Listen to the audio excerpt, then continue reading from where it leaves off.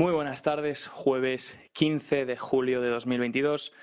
Vamos con la sesión de la tarde, empezamos ya con la sesión de la tarde-noche y a 2 horas de cerrar Wall Street. Luego, obviamente, en el cierre de Wall Street tendrán más detalles sobre cómo cerramos, pero vamos a echarle un vistazo a los índices porque ahora mismo tenemos los índices en negativo. Parecía que teníamos una jornada un poco mixta, no había decisión, empezaba en negativo, luego recuperaba y ahora pues parece ser que vuelven a caer, ahora antes de cerrar. Y ahora nos encontramos con el SP500 en menos 0,81%, el Dow Jones en menos 0,19, menos 0,20% casi, y el Nasdaq Composite cayendo más fuerte que los otros dos en menos 1,12%. Entonces, tenemos caídas en los índices ahora mismo estadounidenses. Y si miramos cuántas empresas avanzan y declinan, pues vemos que normalmente los rangos de movimiento hoy son menos volátiles que lo que hemos visto en días anteriores, como por ejemplo el día que se publicó el CPI, que tuvimos una alta volatilidad y caídas de rangos con magnitudes mucho más extensas. Pues ahora todas las caídas se sitúan en torno al menos 2%, entre el menos 5 y menos 2%. Y 0%, disculpen. Hay ahora mismo 3.500 empresas bajando y 3.200 empresas subiendo. Por tanto, la amplitud es negativa y, bueno, pero más o menos mixto. Durante el día tenemos casi las mismas empresas subiendo que bajando, pero aún así los índices están en negativo. ¿Qué tenemos en negativo? Y bueno, vamos a verlo, vamos a ver el mapa rápidamente. Y en negativo tenemos pues sector tecnológico. Entiendo que los intereses estarán subiendo, son más sensibles. Vamos a revisarlo de todas formas ahora. Tenemos también comunicaciones cayendo, sobre todo, bueno, la parte de entretenimiento se está salvando con algunas empresas que están en verde. Consumo cíclico, tenemos lo que son retailers de Internet bajando, ahora vamos a hablar también de ventas retail, y los automanufactureros pues subiendo durante el día de hoy. Consumo defensivo más o menos en rojo, energía, que ayer rebotaba fuerte, hoy lo tenemos en rojo, real estate también lo tenemos en rojo, utilities, que lo está haciendo muy bien estas últimas semanas, pues hoy lo tenemos en rojo, y algunos bancos en verde, y healthcare, algunas empresas de healthcare también de salud, también las tenemos en verde. Si nos fijamos, pues vemos efectivamente subida durante el día de hoy en los intereses también. Tenemos hoy, si vemos el ETF TNX, este ETF mide el interés del bono a 10 años, y si lo dividimos por 10 nos da el interés exacto de ese bono a 10 años. Ahora mismo, si dividiésemos el ETF, que es 34,45, pues tendríamos ese 3,44% en el interés del bono estadounidense a 10 años. Y bueno, pues lo importante aquí es que fíjense que se está acercando lentamente a esta zona de máximos que veíamos en junio. Pues los intereses ahora se están acercando otra vez a esos máximos y parece ser que van camino de romperlos. Si miramos un interés más a corto plazo, que se mueve más rápido, porque obviamente los intereses, el tramo de la curva en este sentido, la parte corta, los intereses más a corto plazo, pues responden antes, porque están descontando unas subidas a corto plazo de la Fed. Los intereses del 10 años, a pesar de ello, van respondiendo más tarde, y por eso el 2 años, que se está moviendo más rápido, los intereses a corto, podemos coger el 1 año, el 3 meses, etc., cualquier interés de esos bonos, están subiendo más rápido que los de largo plazo, que los de 10 años, 20 años, 30 años, y por eso la curva se sigue invirtiendo. La curva se invierte todavía más, ¿no? Porque cuando el 2 años sube más rápido que el 10 años, el diferencial entre los dos, aparte de que está por encima del 10 años, el diferencial se hace más grande, lo que hace que la curva, si miramos la curva haciendo el diferencial entre el 2 años y el 10 años, pues vemos que se invierte todavía más, ¿no? Ahora no está actualizado a día de hoy, es el día de ayer, como cerramos, pero vemos que se está otra vez volviendo a invertir todavía más, a una profundidad todavía más densa.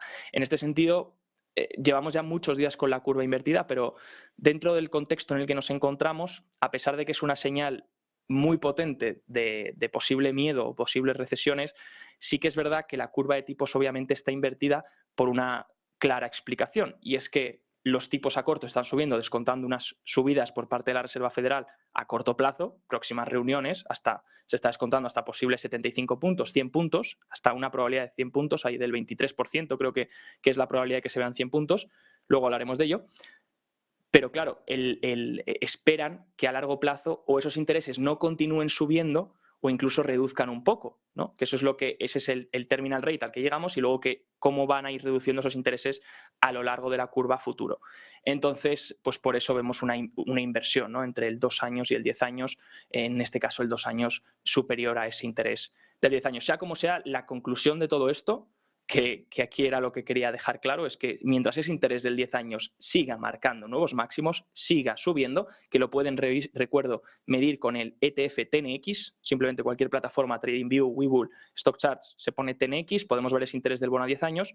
Si sigue marcando máximos, si sigue rompiendo nuevos máximos, las empresas más sensibles, que pueden ser activos de mayor riesgo, activos de mayor crecimiento, tecnológicas, podríamos meter ahí, empresas de comunicaciones, más small caps, más empresas IPOs, pues todas esas empresas que tienen una mayor duración, si lo englobamos así en términos generales, en este concepto de duración, de sensibilidad a los tipos, pues mientras los tipos sigan subiendo, pues estas empresas van a seguir sufriendo y, por ejemplo, vemos el Nasdaq Composite caer por este sentido, porque estos intereses siguen al alza. Entonces, vigilémoslo de cerca y en cuanto a sectores, pues como vemos, si nos vamos al tecnológico, hoy vemos que está cayendo casi un 2% por ese sentido que acabamos de comentar, ¿de acuerdo? Y se acerca casi, al igual que están haciendo los intereses marcando casi el nuevo máximo de junio, pues este sector tecnológico también se acerca poco a poco a ese nivel que vio en julio. Veremos si llega, si no llega, si necesita un catalizador más o no. Saludos a todos, bienvenidos ahora por la tarde al programa de Panorama Wall Street y vamos a resumir rápidamente todos los datos que hemos tenido hoy. Puede que los datos parezcan un poco complejos, puede que los datos parezcan un poco aburridos, pero tienen una interpretación y detrás de todos estos datos está la toma de decisiones que puede llevar a cabo la Reserva Federal, la toma de decisiones que puede ocurrir en la economía y también nos da un poco de indicativos de qué está pasando a nivel económico. Bien, vamos con primero lo que vamos a hablar, vamos a tratar 4 temas en el programa de hoy. Vamos a tratar primero las encuestas manufactureras, tanto la de Filadelfia como la de Nueva York, son regionales las dos, por tanto vamos a ver esas zonas, cómo lo están haciendo a nivel manufacturero, cómo lo están haciendo de producción. Luego vamos a hablar también de las ventas retail, de cómo han ido este mes y de cómo se ha revisado el mes anterior a la baja. Es importante ese mes anterior. Fíjense que todos los datos últimamente se están revisando a la baja, es algo que no me está gustando nada, porque se están publicando datos que parece que, bueno, a lo mejor están dentro de las expectativas, no son tan malos como lo esperábamos, pero luego, siempre que se da el dato del mes siguiente, se revisa el del mes anterior y se da una lectura peor. Y claro, como la atención está en el nuevo mes, en el mes de ahora, pues no se presta atención a la corrección del mes anterior y ahora sí que vamos a prestar atención y lo vamos a mirar ahora en detalle. Luego también vamos a hablar de las hipotecas, cómo están subiendo a 30 años en Estados Unidos los intereses y vamos a hablar de ello porque estamos en niveles cercanos a lo que estábamos durante la gran crisis financiera que vivimos en el 2008. Entonces, vamos a empezar con ello, vamos a empezar con una encuesta manufacturera de la región de Filadelfia. Pues se ha publicado hoy esta encuesta que se hace a los dueños de empresas de esa región, de la zona de Filadelfia, y hemos tenido la lectura en septiembre que cae a menos 9,9 y se esperaba 2,8, por tanto esperábamos en territorio positivo. Si está en territorio positivo significa que la economía, que la actividad, disculpen, ha mejorado de un mes a otro y sigue en expansión, mientras que si estamos en territorio negativo en esta encuesta significa que la actividad de Filadelfia se está contrayendo, la actividad manufacturera. Entonces, estamos en niveles negativos. Esta encuesta ya había caído a niveles negativos. Fíjense, hace unos cuantos meses veíamos casi los menos, no sé cuánto fue exactamente este nivel que vimos, pero era en territorio negativo. Luego se recuperó, volvimos a territorio positivo y ahora otra vez volvemos a caer a menos 9,9. Se esperaba un 2,8, por tanto muy lejos del estimado, y es la tercera lectura negativa en los últimos 4 meses de esta encuesta de Filadelfia. Aunque la mayoría de las empresas, el 69%, no han reportado cambios en la actividad, la proporción de empresas que informan de un deterioro de la actividad es del 20%. Y claro, este excede al únicamente 10% que informa que la actividad ha aumentado. Por tanto, casi el doble de porcentaje está pensando que la actividad ha disminuido, ha deteriorado, mientras que únicamente un 10% piensa que ha aumentado, ¿no? Fíjense, si miramos algunos indicadores, tenemos 2 columnas importantes. Las columnas importantes son, lo primero, el indicador actual, porque estas encuestas hacen 2 indicadores. Hacen preguntas tanto que se basan sobre la actividad actual, la actividad económica durante este mes de esta región y de estas empresas, y luego hacen una encuesta que es a 6 meses vista. para que estos encuestados de las empresas manufactureras den su opinión sobre cómo va a ser a 6 meses vista esta actividad manufacturera, ¿no? Bueno, pues si miramos en detalle algunas secciones, vemos con los indicadores de nuevos pedidos, que lo tenemos por aquí, hemos bajado todavía más a un menos 17,6, cayendo 13 puntos desde la lectura del pasado mes, que era menos 5,1. Seguimos en territorio negativo en nuevos pedidos, lo cual no es buen síntoma de actividad manufacturera. El índice de envíos cae 16 puntos a su nivel más bajo desde mayo de 2020, pero aún se mantiene en territorio positivo. Fíjense, hemos bajado de 24,8 en envíos a 8,8 este mes. Esos son 16 puntos, el nivel más bajo desde 2020, recordemos, pero aunque siga en territorio positivo, si esta tendencia sigue, pues obviamente irá forzando a ver esa categoría de la encuesta en territorio negativo. El índice de empleo disminuyó de 24,1 a casi 12, más o menos, sí, efectivamente 12, lo tenemos aquí.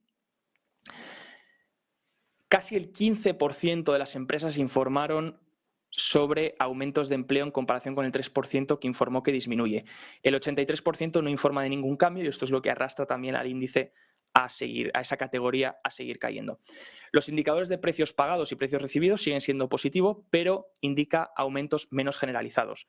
Fíjense que si nos ponemos en precios pagados por estas empresas, ha caído estos precios a 29,8 de 43,6 que veníamos del mes pasado.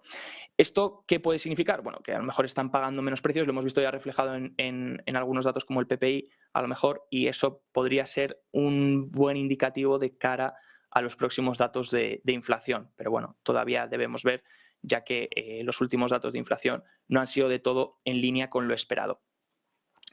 Vamos con el Empire State.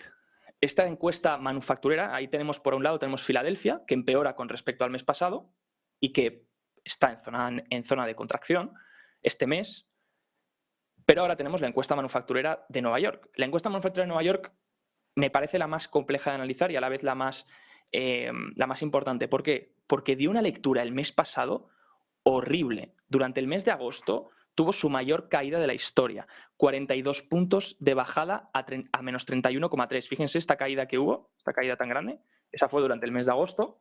Cayó 31,3 puntos la actividad económica y como ven, en zonas, esta magnitud de caída, son magnitudes de caídas que se ven pues, durante la pandemia, durante la crisis financiera, etc. Por tanto, preocupaba a la región de Nueva York en cuanto a actividad manufacturera. Ahora bien, ha recuperado un poco durante este mes. Este mes el índice sube 30 puntos, bueno, un poco bastante, 30 puntos, pero sigue en territorio negativo, se sitúa en menos 1,5. Se esperaba menos 13, por tanto ha sido una lectura mejor de lo esperado en este índice de Nueva York. En el de Filadelfia fue peor de lo esperado, en Nueva York es mejor de lo esperado. También es verdad que Nueva York venía muy débil, por tanto es difícil hacer una lectura todavía más baja cuando estás en un nivel tan malo. Lo importante aquí es que vemos que este índice se mueve arriba, abajo, con magnitudes muy amplias, ¿no? Con una volatilidad muy amplia. Lo importante aquí es ver que la tendencia sigue siendo a la baja. Por tanto, sabemos que, y esto es igual en todos los índices. Fíjense, manufactureros, fíjense Filadelfia, tendencia a la baja.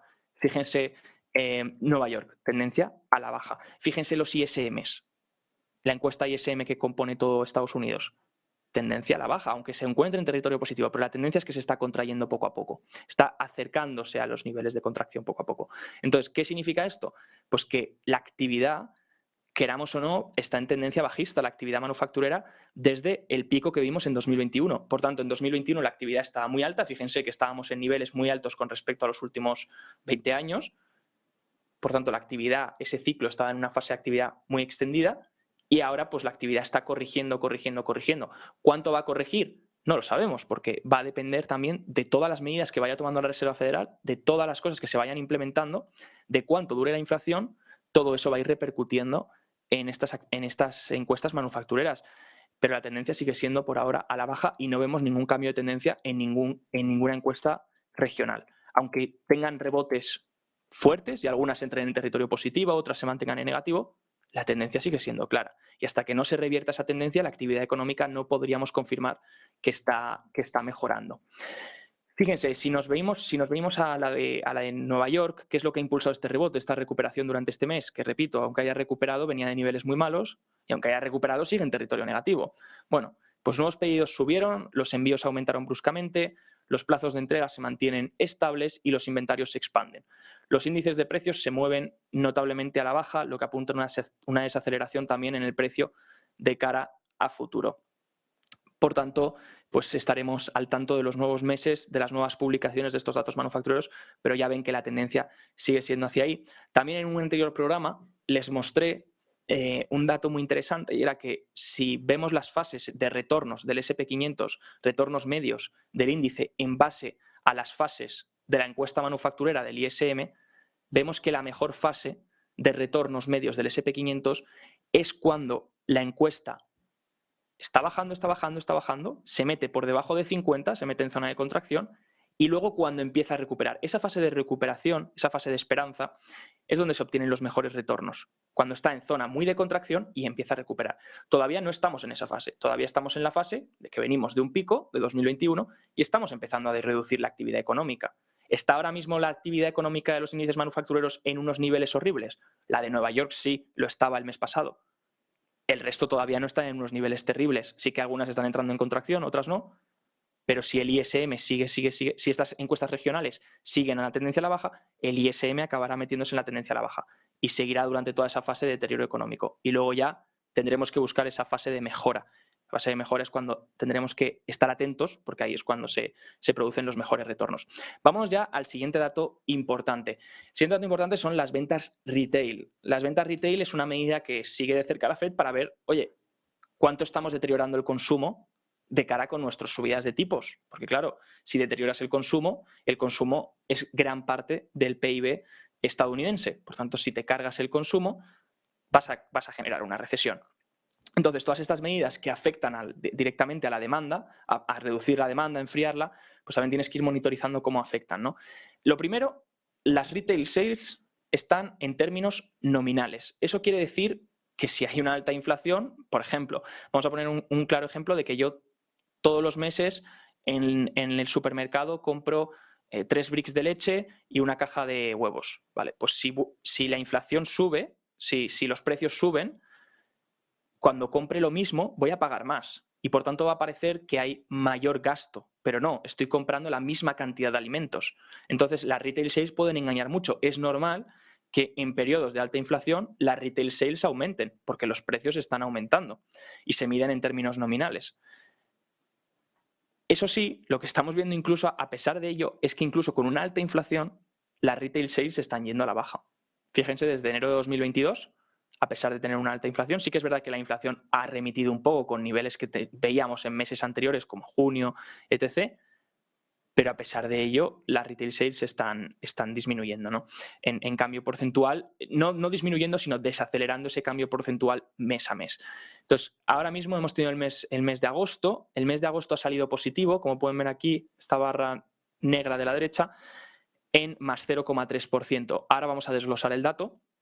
Pero lo más importante es que el mes pasado nos dijeron que las ventas retail habían salido en el 0%, pero se ha revisado ahora y se ha revisado a menos 0,4%. Así que incluso con una alta inflación, las ventas retail están reduciéndose. Fíjense qué curioso es esto y a pesar de ello los noticiarios lo van a vender como si como si las ventas retail estuviesen yendo bien y están incrementando. Pues no, en julio se han revisado y lo que digo, se están revisando muchos datos últimamente a la baja y no se está prestando atención a estas revisiones debido a que siempre estamos pendientes del mes actual, debido a que ahora mismo afectan mucho las noticias y los indicadores, entonces todo el rato estamos pensando en este mes, pero no estamos revisando esas revisiones que se van haciendo a la baja.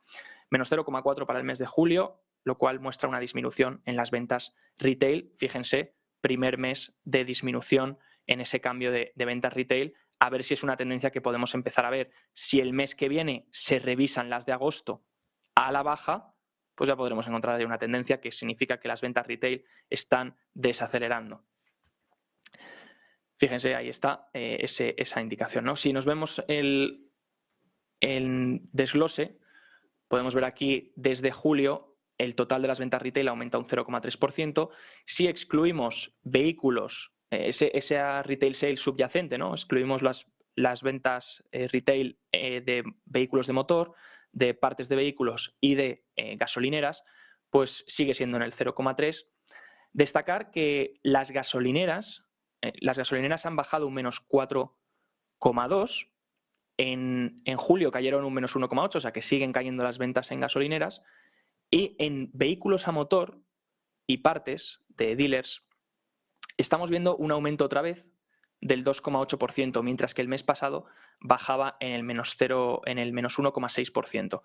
Entonces estamos viendo aquí un aumento y ojo porque esto cómo va a afectar al... Veamos el dato del CPI próximamente, porque ya en el dato del CPI me fijé en las categorías, en ese dato de inflación, en los cambios mensuales, se veía que sí, que los vehículos usados sigue desacelerando y podemos medir eso con un índice como puede ser el Manheim Index, que nos muestra esa desaceleración en la venta de vehículos usados, pero los vehículos nuevos estaban volviendo a acelerar durante este mes en términos intermensuales. Y aquí estamos viendo mayor aumento en las retail sales de vehículos a motor. Entonces, ojo, cuidado con esa categoría, al igual que dije que la categoría de alquileres, de shelter y de rentas puede ser importante, pues también esta categoría de nuevos vehículos, ya que he visto varias noticias últimamente de que la venta de nuevos vehículos vuelve a estar otra vez en récord y los precios de venta de nuevos vehículos también. Por tanto, atentos a esta categoría de los vehículos, que recordemos que fue uno de los principales factores que impulsó la inflación a mediados de 2021, más o menos. Dicho esto, vámonos a el último dato que tenemos de la vivienda actualizado a día de hoy. Recuerden que tras meses después de alcanzar el nivel más alto en 14 años, esos intereses hipotecarios siguen aumentando, obviamente, a medida que se suben los intereses, pues en el día de hoy alcanzamos un nuevo máximo no visto desde la crisis financiera, superando el 6%, ¿de acuerdo? Fíjense, ese 6%, esto es una sacudida en todos los sentidos para los compradores de viviendas que el año pasado pagaban menos de la mitad. Esto es la última encuesta de prestamistas hipotecarios realizada por Freddie Mac y dice que muestra que la tasa promedio de una hipoteca a 30 años subió al 6,02% esta semana frente al 5,89% que teníamos la semana pasada y al 2,86% que teníamos hace un año. Esa es la magnitud de aumento que hemos tenido en estos datos de vivienda. Recordemos que la última vez que las tasas estuvieron tan altas fue durante la crisis financiera en noviembre de 2008, se puede ver aquí, es el nivel, cuando Estados Unidos obviamente estaba en una profunda recesión creada por este mercado inmobiliario. Esto obviamente afecta al mercado de la vivienda de forma radical, ya que una tasa más alta en estas hipotecas está obligando a algunos posibles compradores a seguir alquilando y desde el comienzo del año el pago promedio de la hipoteca ha aumentado un 38,5%. Quiero mostrarles este gráfico de Redfin, donde muestra que el pago promedio de la hipoteca para los estadounidenses en este sentido ha aumentado hasta $2.306 desde alrededor de $1.700 a principios de año. Fíjense la diferencia entre la tendencia de 2021 y 2020 de ese pago que había y cómo ha incrementado 38,5% en términos interanuales, y fíjense la tendencia cómo ha ido al alza, aumentando obviamente ese pago hipotecario que tienen que hacer los ciudadanos y también generando todavía más trabas para comprar para esos posibles compradores, ya que te topas con unos precios que siguen altos. Sí que hay algunos síntomas de que los precios podrían empezar a bajar, algunas encuestas ya lo hemos visto, algunos indicadores ya lo muestran, pero aún así el comprador sigue viendo precios altos y sigue viendo hipotecas muy caras. Sigue viendo unos tipos de interés hipotecarios muy altos, lo que impulsa todavía más el coste. Y además, si le sumamos que tenemos un aumento de costes por todos los otros lados, ya que la inflación se ha trasladado a todos los sectores de la economía, a todas las industrias, a todas las partes de esa economía, pues obviamente como ciudadanos, pues si estamos pagando más por todo, ya no solo por la gasolina, sino por la comida, por los alquileres, etc., pues obviamente es todavía aún más complicado permitirse, ya no solo porque los precios estén en récords, sino también porque los tipos de las hipotecas están en máximos, sino también por eso, porque el coste de las otras cosas que consumimos, del otro 80% de cosas que consumimos, están en máximos. Entonces, esto va a quitar a mucho posible comprador de vivienda. y lo va a forzar a moverse al alquiler. Entonces, me preocupa esa categoría, por eso esa categoría de shelter en el CPI, esa categoría de rentas, me preocupa si podemos verla todavía aumentar más durante los próximos datos de inflación, ¿no? Y que sea eso, ya que contribuye con un alto peso a ese dato de CPI, entonces ver cómo aumenta y no vaya a ser que siga poniendo presión en términos mensuales a ese dato de CPI, que a pesar de que otras categorías sigan desacelerando fuerte, pues como tienes esta categoría que te está subiendo, pues te puede hacer que el dato siga acelerando en términos mensuales.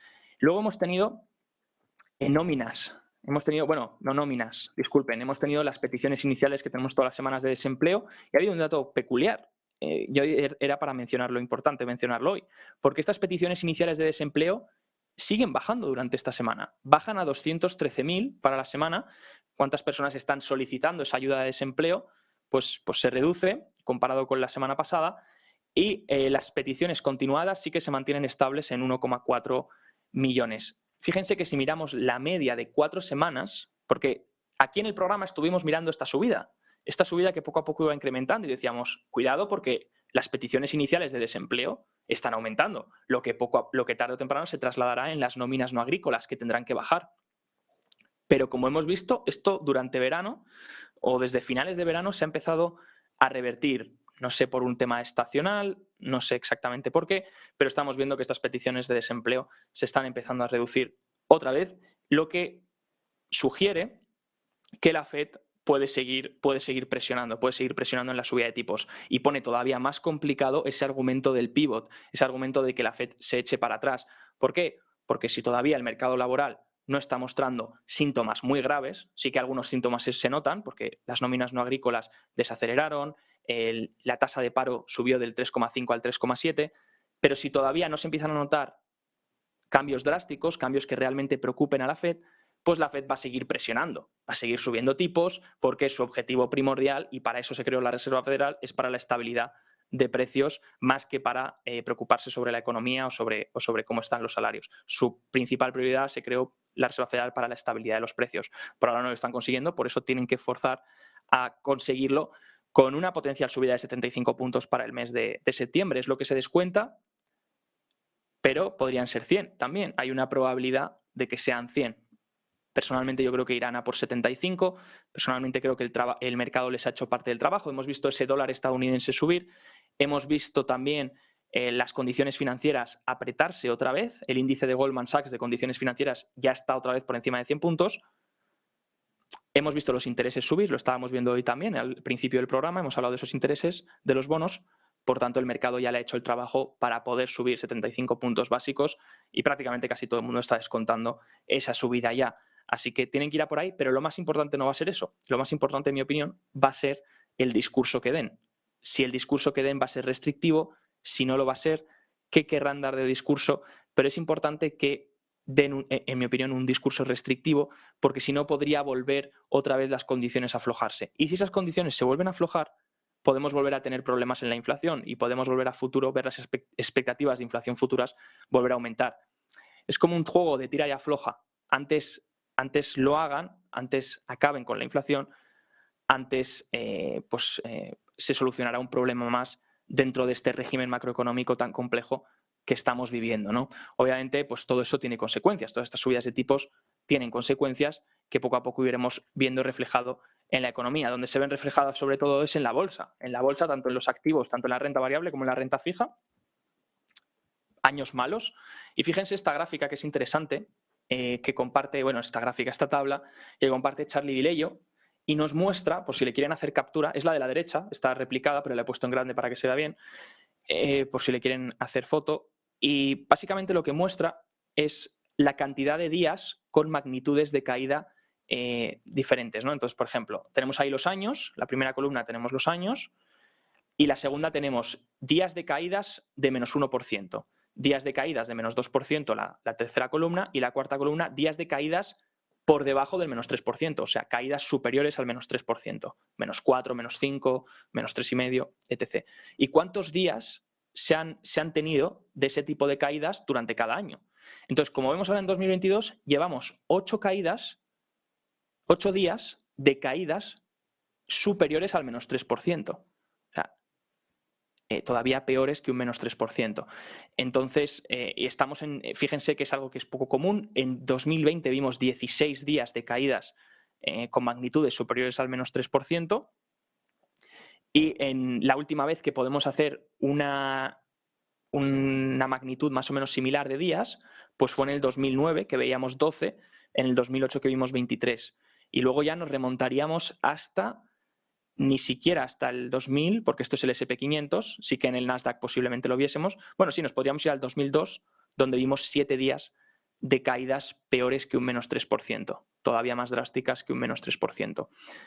Entonces, bueno, pues nos situamos para que vean que algunos siguen diciendo que esto no es un mercado bajista. Bueno, pues el comportamiento, porque caídas de 4,3%, como tuvimos antes de ayer, no son normales de mercados alcistas. Al revés, son características de mercados bajistas, y lo estamos viendo aquí en esta tabla, que se producen en años donde hay mercados bajistas intensos, ¿no? Luego ya depende del tipo de mercado bajista, que si estás en un mercado bajista eventual, que son más volátiles, tienen una volatilidad mucho más alta de media y una caída mucho más rápida, en meses de caída, menos meses de caída durante ese mercado bajista, como por ejemplo fue 2020, pues ahí tienes más volatilidad, pero es más rápido todo. Ahora estamos en un mercado de tipo cíclico, entonces es un poco más lento, pero también dura más. Y la volatilidad está un poco más controlada que como vimos durante la pandemia, durante esa caída del COVID. Entonces, bueno, fíjense que Ryan Detrick, CMT, dice: desde 1950 el S&P 500 ha caído más, con una magnitud superior al menos 4%, 55 veces. 49 de esas veces ocurrió cuando el índice estaba por debajo de su media de 200. Pero es importante esa media de 200, decimos que nada bueno ocurre debajo de la media de 200, porque es verdad, porque ahí es donde se encuentran los momentos de mayor volatilidad y donde se encuentra la mayor probabilidad de ver bajadas drásticas. Por encima de la media de 200 tenemos un poquito más de seguridad. Por debajo, pues suelen pasar cosas que no son muy agradables. Entonces, obviamente, ahora los índices están por debajo de la media de 200. Fue, de hecho, donde rechazamos en la última subida. Y como ven, pues es normal cuando eso ocurre. Fíjense que Mark Ungewiter, bueno, disculpen, no sé pronunciarlo, marca cuando han ocurrido este tipo de caídas. Caídas con una magnitud superior al 4%. Vemos que estas caídas suelen ocurrir en mercados bajistas. Lo estamos viendo que son durante caídas drásticas del índice del S&P 500. Entonces, bueno, pues ahí nos encontramos y estamos viendo esas caídas, ¿no? Esperemos que no tengamos la misma cantidad de veces esto repetido que últimas ocasiones, pero bueno. Y por último, pues esta volatilidad, obviamente por debajo de la media de 200, ya hemos dicho que estas caídas de magnitudes más importantes son más frecuentes. Y ahora nos acercamos a un evento clave, que es el midterm, las elecciones de medio mandato de midterm en Estados Unidos. Esto ocurre cada 2 años después de empezar la presidencia. Y esta tabla de Gabeca Research lo que nos muestra en la línea central que tenemos en vertical, lo que tenemos es el día 1 el día 0, disculpen, de las elecciones, que sería el 8 de noviembre de este año. Ese es el día 0 de la elección. Y claro, como ven, la volatilidad media y la mediana suele incrementar días antes, más o menos entre unos menos 20 y menos 13 días antes, la volatilidad tiende a aumentar, ese mix tiende a aumentar antes de las elecciones de midterm. Ahora ya lo estamos viendo aumentar, lo hemos visto aumentar en los últimos, vamos a ponerlo, a ver si lo podemos poner rápidamente, lo hemos visto aumentar estos últimos días. Entonces parece que esa puede ser un poco la tendencia. Lo hemos visto aumentar desde 19 puntos, otra vez de nuevo buscando esos 25, en este rango que está haciendo todo el año desde los 38 que vio como máximo y luego los 19, donde vuelve otra vez a rebotar, y ahora pues estamos en 26 puntos y sugeriría que entonces podríamos ver un poco más de volatilidad estos días, ya que se acercan esas elecciones de midterm, y las elecciones obviamente son eventos que generan mayor miedo, mayor incógnita, y por tanto los mercados pueden estar un poco más volátiles. Dicho esto, y antes de despedirnos, seguimos con el Nasdaq. Recuerden, esos intereses subiendo hacen que ese índice tecnológico es un poquito más sensible en la subida de los tipos, pues estemos en menos 1% en el Nasdaq Composite. El Dow Jones está ligeramente casi en cero, está ligeramente negativo en menos 0,09%, y el S&P 500 en menos 0,69%. 66%. Iremos informando esta semana de las nuevas novedades, las nuevas noticias a medida que se acerca esa reunión de la Reserva Federal. Que tengan una muy buena noche. Yo me despido ya. Recuerden que ahora a continuación, en un rato, tendrán el cierre de Wall Street para ver exactamente cómo cierran los índices. Un abrazo.